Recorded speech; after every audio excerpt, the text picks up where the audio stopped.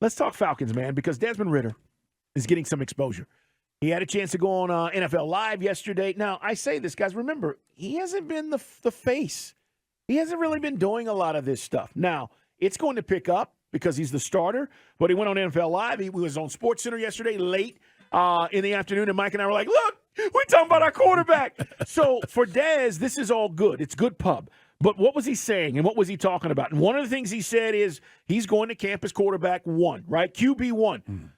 It changes when you are QB1. He went in last year knowing, hey, you may not play this year, and if you do, we're not sure when, but this is Marcus Mariota's team going into camp. That's not the case this season.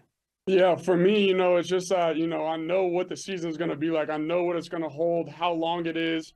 And then obviously, you talk about the offense. I have, a whole year of offense under my belt. And so, I'm excited to get back in the building with the guys and get going and just, try to reach our ultimate goal. 5,200, Mike.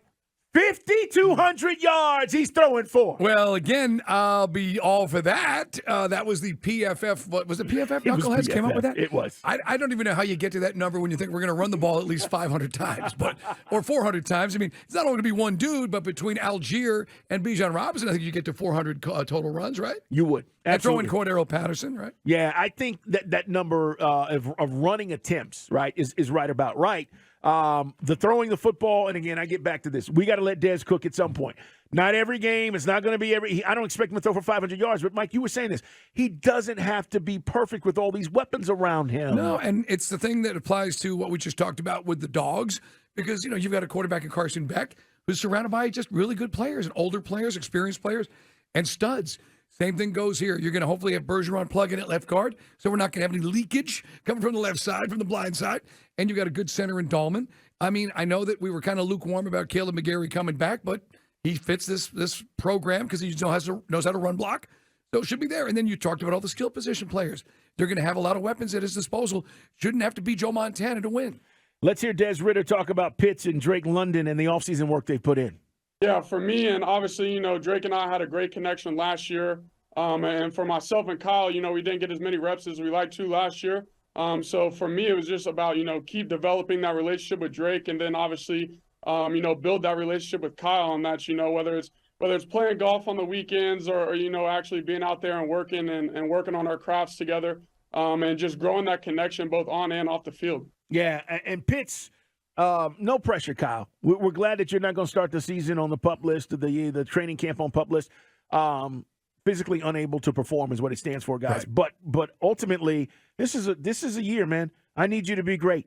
Mike, I need Kyle Pitts to have another coming out party. It's almost like I forgot. Rookie season, the hype. Oh, is he going to be any good? 1,000 yards. Right. Great. What do you got for me this season? Yeah, and this gets back into the expectation. What are your expectations for Pitts? Yeah, got to be 1,000 yards, right? 25 touchdowns, 1,500 yards. Well, I wouldn't go that far. I'll even subtract the 1,000-yard mark and get me 8 or 10 touchdowns in the red zone. Ooh, I love it. The thing that, and I think this is why, maybe you don't believe in Ridder yet. You got to see it. I get it. But one of the things, even with Matt Ryan, we were so disappointed in the red zone. Even the year we went to the Super Bowl, we still kicked a ton of field goals. Matt Bryant at the time. So let's hope that our red zone woes are finally gone for this team, and we're going down there. And then then you can step on the gas, and then really be able to close out games by running the football with hopefully multi-score leads. You say you'll take 8 to 10 touchdowns over 1,000 yards. Correct, because that means we're winning football games. And by the way, the true validation, with all due respect, since again we extrapolated 1,000 yards versus 17, what's it, 50 some odd yards, 60 yards for running backs? Yeah. Yes, and still the same numbers for passing, but.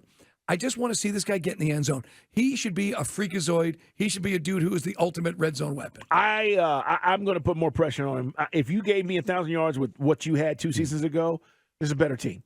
You should be a go-to guy. And Mike, I'm always for touchdowns. Right. But I do think Drake, quietly, we say this, like Drake London last year had a really good year.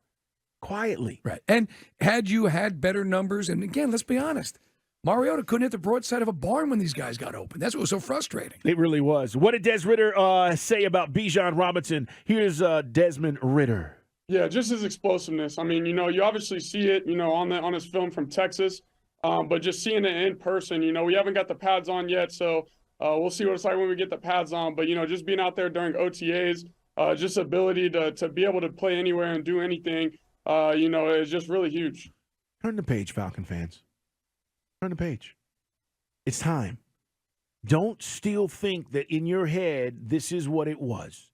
It's different, it's new, and you're hearing a new voice. And, Mike, I hope this guy's here for the next 10 years, and we found our franchise quarterback, and we continue to do all these great, things around the draft and free agency, and we win.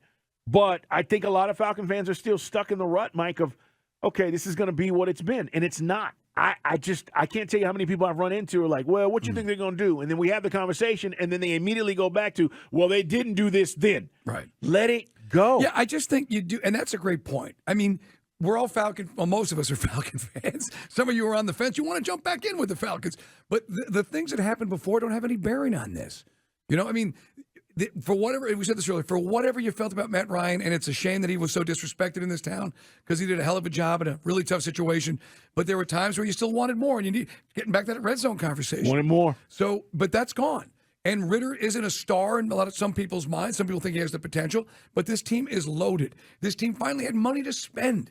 And I know that last year was frustrating. Last year was the last, hopefully, Carl, of the gap years. And now this is going to be our window. The way Buffalo turned things around, the way Miami's turned things around, the way we're hoping Carolina also hopes to be doing the same thing. Yeah, no doubt about it. 404-726-0929. It is Dukes and Bell. That's our Solomon Brothers Diamond text line. Follow us, by the way. He's Mike Bell, ATL. I'm at Put 'em Up. See Dukes, the radio show. Dukes and Bell 929. And follow the radio station at 929 The Game. We are live on Twitch at ATL 929 The Game and YouTube at 929 The Game.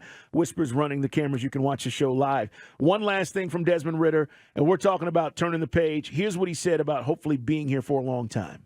Because I'm the guy that, is going to go out there and lead the team. I'm going to work hard and do everything that I can to make sure that not only myself, but everyone around me is successful. I just want to bring everyone around me up. And go out there and do everything that I can to lead the team to victory.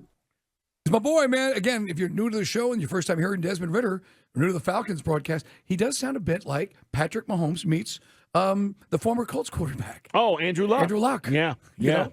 It's a throaty, but it's higher register. But how slow that? And that's the way Ritter has his own unique voice, man. Don't you hurt my precious? He does. He does a little bit. Hey, man. Meanwhile, I want to mention this. 4 Falcons were named top 10 at their positions.